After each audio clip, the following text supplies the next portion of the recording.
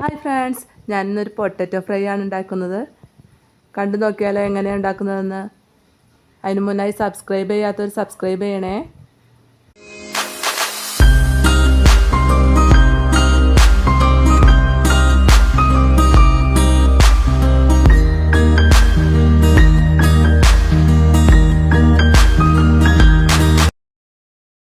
ഞാനിവിടെ 3 ഉരുളൻകിഴങ്ങാണ് എടുത്തിരിക്കുന്നത്. ഉരുളൻകിഴങ്ങ് നമുക്ക് തൊലിയൊക്കെ കളഞ്ഞ് നീളത്തിൽ അരിഞ്ഞെടുക്കാം.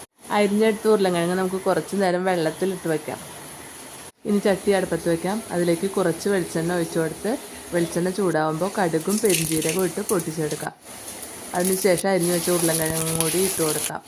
അതിലേക്ക് ഉള്ളി ചതച്ചതും ചേർത്ത് കുറച്ച് ഉപ്പും ചേർത്ത് ഇളക്കി മൂടി വയ്ക്കാം. വെള്ളം ഒട്ടും ഒഴിക്കേണ്ട, ഇടയ്ക്ക് ഇളക്കി കൊടുക്കണം. ഉരുളൻകിഴങ്ങൊക്കെ വെന്ത് കഴിഞ്ഞ് കഴിയുമ്പോൾ അതിലേക്ക് മുളക് പൊടി, മഞ്ഞൾപ്പൊടി, മീറ്റ് മസാലയും ചേർത്ത് നല്ലോണം ഇളക്കി യോജിപ്പിക്കാം.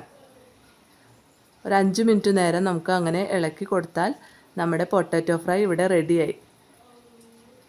ഇഷ്ടപ്പെട്ടാൽ ലൈക്ക് ചെയ്യണം, ഷെയർ ചെയ്യണം, സബ്സ്ക്രൈബ് ചെയ്യണം. Thank you.